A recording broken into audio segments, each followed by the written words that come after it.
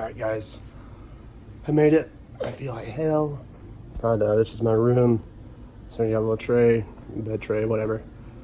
Door, TV. Is the bed. So I typically bring my backpack full of my electronics so I can work from the hospital. And then I have my suitcase. I always bring a blanket, my own pillow. Now I love my leftovers. I don't like cooking everything, so I actually brought a sack full of leftovers to put in the fridge. And then you got a chair, couch, and then they have your own private bathroom, shower, toilet, sink, everything. So it's actually one of the bigger rooms. Not the biggest room. They actually have a bigger room than this for patients. But the one thing I like about Kansas City is the there's a CF floor. So not a floor, sorry, a CF ward. So one whole ward is for cystic fibrosis. Also, I don't know if you guys can see, I don't feel like getting up, but there is a blue card over there. So they give you a blue card. So that blue card, throughout your whole stay, every single day, I think it has like $50 loaded onto it.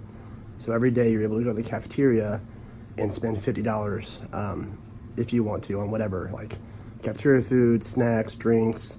I don't think I've ever spent $50, but you know, I usually go down once, maybe twice a day, get some pizza or some burgers, maybe some Monster or water or soda, whatever, to store in my, they got a mini fridge, to store my mini fridge in my room for snacks and stuff. So that's one thing I've never, ever heard of a clinic doing. Super cool. I know some clinics give, or some hospitals give meal cards. I've heard of that. I think there's one clinic I talked to recently that they're moving in the direction of these cards where you can go get snacks and stuff for CFers. And the main reason for that, guys, is because, you know, for cystic fibrosis, we are really encouraged to eat all we can, load as many calories as possible into your body, because it's been shown weight directly correlates with lung function. And the whole problem with CF is our lungs decrease over time. So the more weight you have on you, usually the stronger your body is.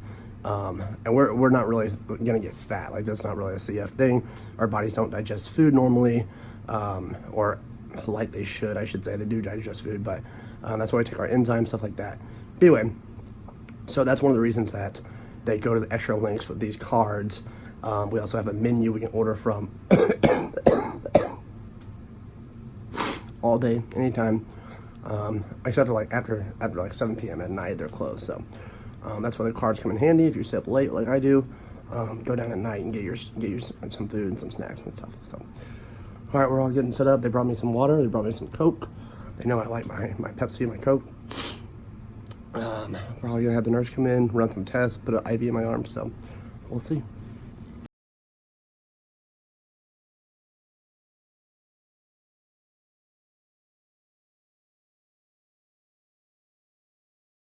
Sleep in showers? Yes.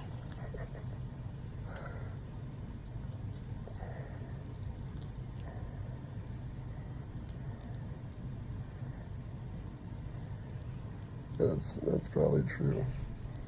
Sleep in showers. Showers do make you feel better. I think so.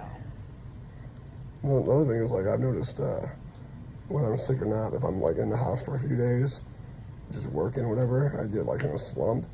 And for whatever reason, as soon as I leave and go somewhere, I immediately perk up. Yeah. So I don't know if it's the sun or fresh air or whatever, but Could be.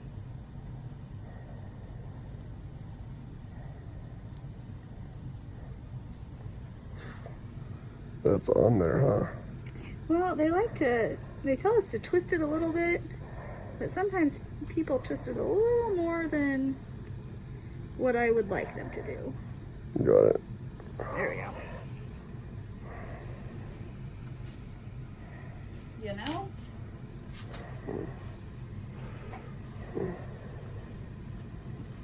Nothing hurts.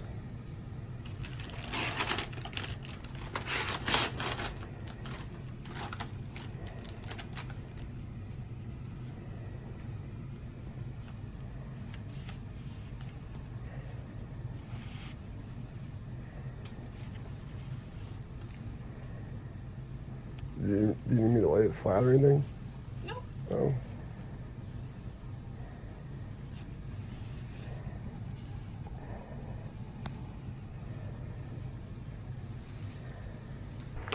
Alright guys, what's going on? I know you're like, what the hell's happening? I was just in the hospital and now I'm not. I'm in some nicer clothes. I didn't film the rest of the hospital and my leaving for a reason. It's been almost a week that I haven't been filming, and I've been throwing myself a pity party. So ride this one out with me guys. It might be a little bit lengthy, but I really want to explain what's going on. I hope it can help other people out there. I hope you guys can share it with other people that might be in my situation. You know, I'm at a loss. I got the most devastating news I think I've had in a long time. So, you know, just to kind of brief you on my health history, I was always good growing up. I got super sick in college. I was at 26% lung function for a year. I got into aromatherapy, nutrition, and fitness. I got my lung function back up to 44%, gained 30 pounds of weight, all good. Stayed out of the hospital for 3 years. And then this past year and a half, I've gone to the hospital 4 times now, including the one you just saw. And my lung function when I went in the hospital this time was 35%. I didn't have my normal fevers and chills, so the main issues I was having was my mucus was thicker, which is part of, you know, CF exacerbation, and also I was just so tired. Every day, so tired, just throughout the whole day, all day. So when you think of, like, you know, someone being tired, some things to think about if you guys are in this situation is, okay, how's your blood sugars, right? So that if your sugars are high, your blood sugars are high, you're going to be more tired throughout the day, especially after eating. If you notice you get more tired after eating. So we checked those. Normal. Those are good. Second thing was like maybe a thyroid issue. We checked my blood work. That's good. So then third one's like, are you eating enough? You know, are you getting the energy you need? And yeah, before I was in the hospital, I was eating like 4,200 calories a day because I was wanting to do a fitness show in June.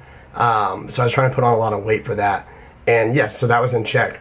Other is, are you doing your treatments? And yes, I'm super compliant, guys. I never miss treatments. I just don't really, at this point in my life, I'm an adult, I'm married, I have a family, I have a job. There's not really any reason for me to miss treatments. I'm not, you know, a rebellious teenager or going to college parties, nothing like that. So I never miss treatments. So it's just the way it is. So all that being said, CF exacerbation, I guess, I don't know. So I went in the hospital, 128 pounds, 35% lung function, and you guys saw me throughout the hospital stay.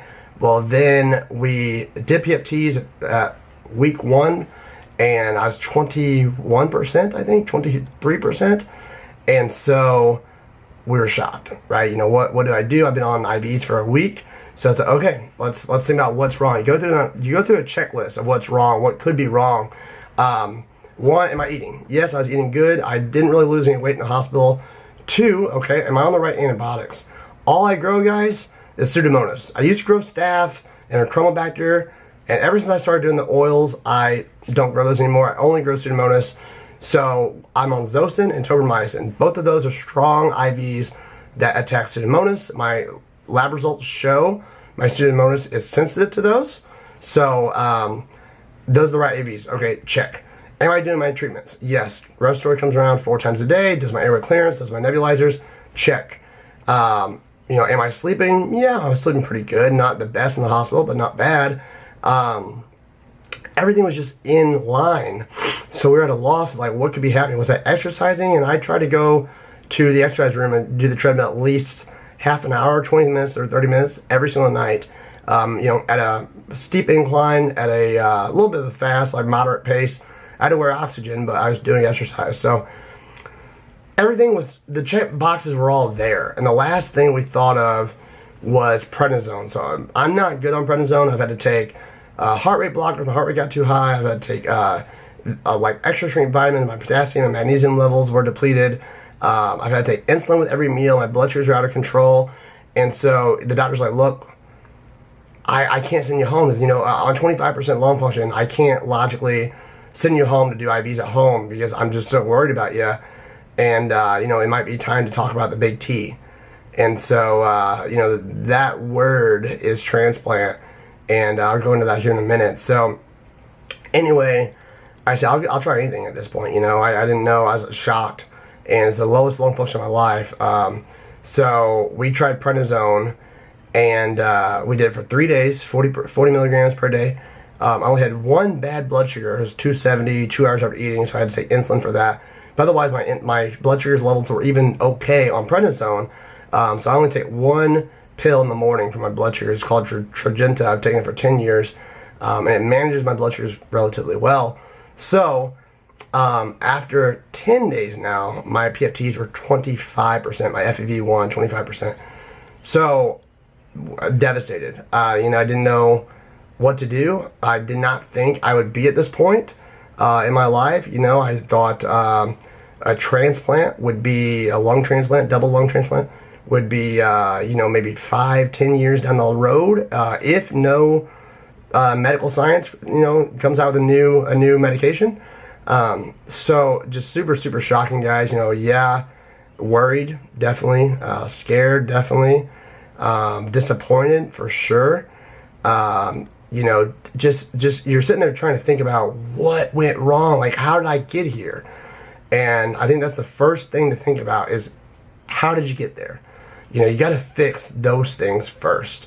And you know, it's almost been a week I've been thinking about this kind of stuff, and the only thing I can think of it could be, because you know, you might just say, oh, it's disease progression, but 20% drop in lung function in like a year and a half's time just seems a little bit too much. But I've had a lot of stress. Lost 2 jobs. You know, the first job, the company got bought out. The second job, we lost funding. I have a great job I love right now, but you know, I lost 2 jobs. Just had normal relationship ups and downs, family up and downs. My grandma got diagnosed with cancer. You know, we're moving houses. A lot of this stuff I don't know if you guys know yet, but and then on top of all that, you know, I was trying to do a show this summer, so I was putting a lot of pressure on myself to gain weight and look better and work out a lot. So just had a lot of stress in that year and a half time frame. I really think that probably is what has been kind of make me spiral down a bit.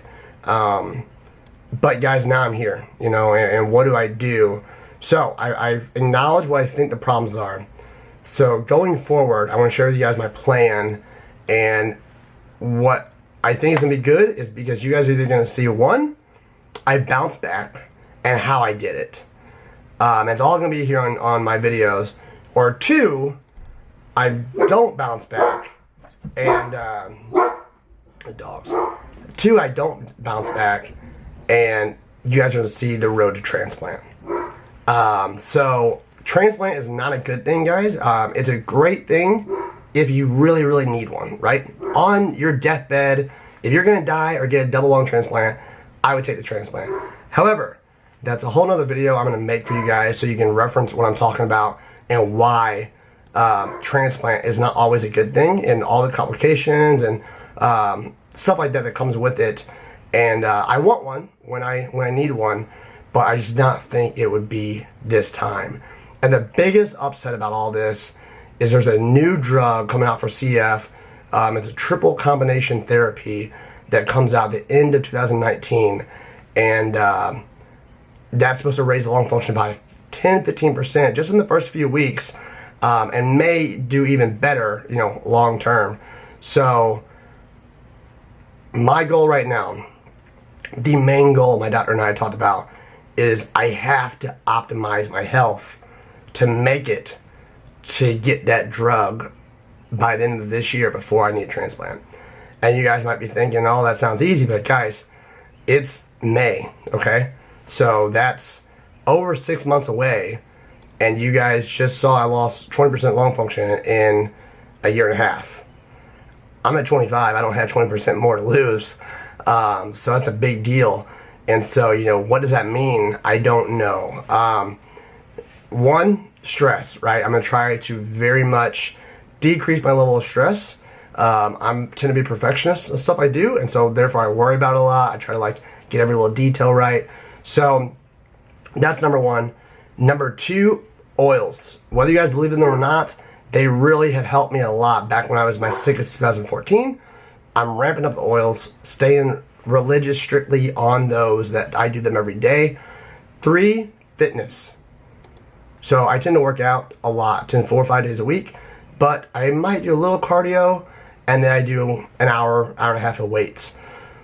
That's gonna be reversed. So I'm doing 30 minutes of cardio every single time I go to the gym, no matter what. And then if I feel like it after that, I will do the weights. So cardio is my number 1 priority. Cardio, we know, is cardiovascular, works the heart and the lungs. Overall, makes your blood flow better throughout the body. So that's gonna be a huge priority of mine. Then it's gonna be sleep. So a lot of times I try to shoot between 7 and 9 hours of sleep. Sometimes I get less, sometimes I get more. But I'm gonna try to shoot for a good 8 or more hours every single night. At this point in my life, guys, what's more important than living longer, than extending your life? Is it gonna be that extra hour of shows or video games or hang out with friends, or is it gonna be, hey, let's get some sleep and then we can do that in a couple days or tomorrow, right? So, priorities first. The next big thing, guys, is the work.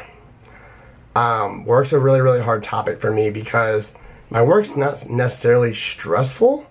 I can really let stuff roll up my back and it not be so stressful. But the problem right now is it just takes a lot of energy. So my main issue I'm having right now, out of the hospital, I'm about to do IVs. So I have IVs at home. I'm doing for another week, 3 weeks of IVs.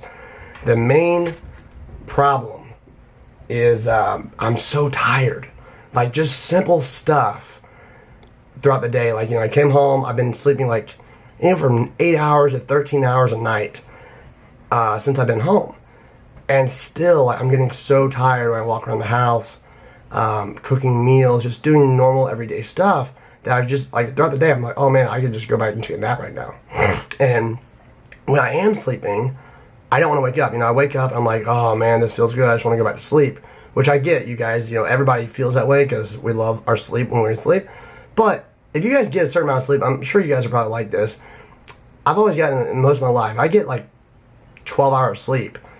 I'm not sleeping no more. I'm just so oh, I can't go back to sleep. I want to get up and do something.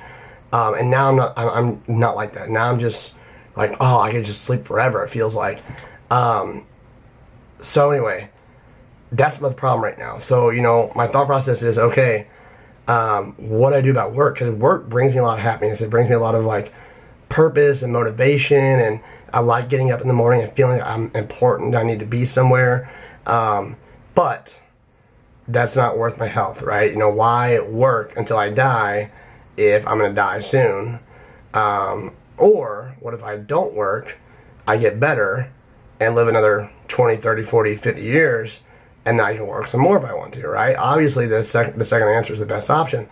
But I'm kind of afraid if I stop working, will I get depressed or lose that motivation or that purpose in life and feel like all I do is wake up and do nothing? Because if you guys remember in 2014, I did this. All I had to do in 2014 when I was this sick, I was on oxygen full time. And my oxygen levels now are actually not bad. So I sleep with oxygen and that's it. And so it's what the hell is happening? But in 2014, all I did was I woke up and all I concentrated on was oils, fitness, working out at the gym, and eating. That's it. All I had to worry about throughout the whole day. But now I make money, right? Back then, I was straight out of school. But now that I have a salary job with benefits and coworkers and all that great stuff, it's really, really, really, really hard to take that away once you have it.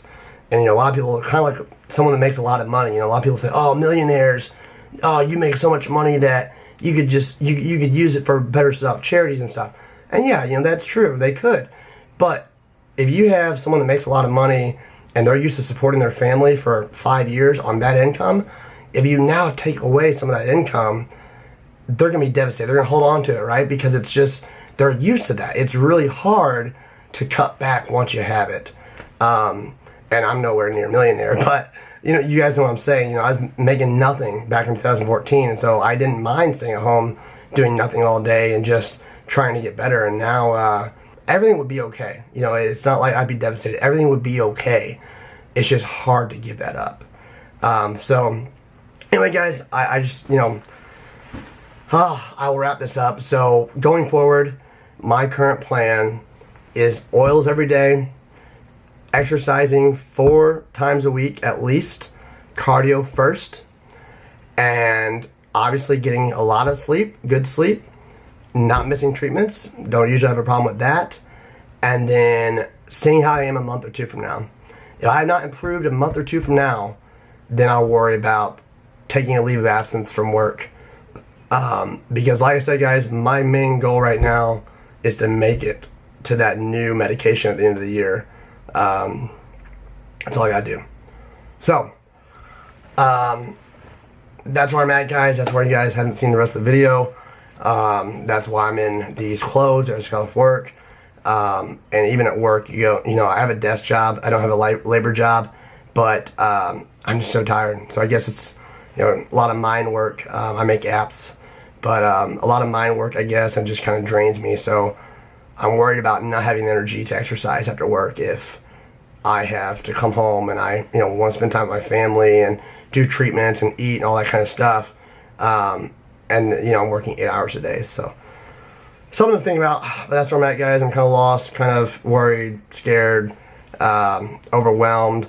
But I have a plan. So that's the most important part. 1, identifying the issue. 2, making a plan. And 3, worst case scenario, if the plan doesn't work, right? If the plan does not work, I can at least say I gave it everything I got, and no regrets. You know, I don't want to just rush something. I don't want to go into a transplant and get transplanted and say, you know, I probably could have tried this. I don't want to do that. All right, guys, thanks for listening. I know it's been a long one. Sorry about that. This is probably a huge, devastating news video, so I wanted to really go into detail. And yeah, guys, I'm going to hopefully do more videos. I'm going to try to show you guys my progression, or my decline, but my progression, as I get better, hopefully. So thanks for hanging in there, guys. Stay with me. I'll see you guys next video. All right, see ya.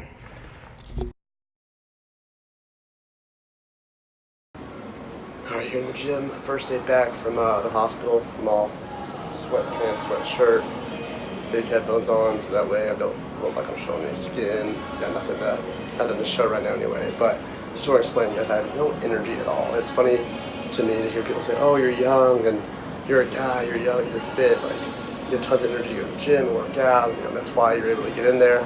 That's not true at all. You know, I don't want to be here. It's 8 o'clock on a Friday night right now. And I just figured, you know, it's not helping me lay around all week on the couch, putting the gym off. I'm not going to get more energy. Energy is not going to come to me, I have to create it. Same thing with eating, guys. So eating a lot of times, you know, I'll be eating and my appetite sucks. And my appetite doesn't just come back. It doesn't just come spontaneously. I have to create the appetite. And so the more I eat, the more I actually start to crave food. So same thing with the gym. You know, the more I go to the gym, the more energy my body produces and creates, and the more I want to go. So just want to explain that to you guys. It's not like I'm young and I'm fit and I'm just I go to the gym, have my full of energy or anything like that. You know, 40% of my lungs only, that's all it works. And this is my first day back from being in the hospital for 4 weeks and being out and stuff like that. So anyway, that's it.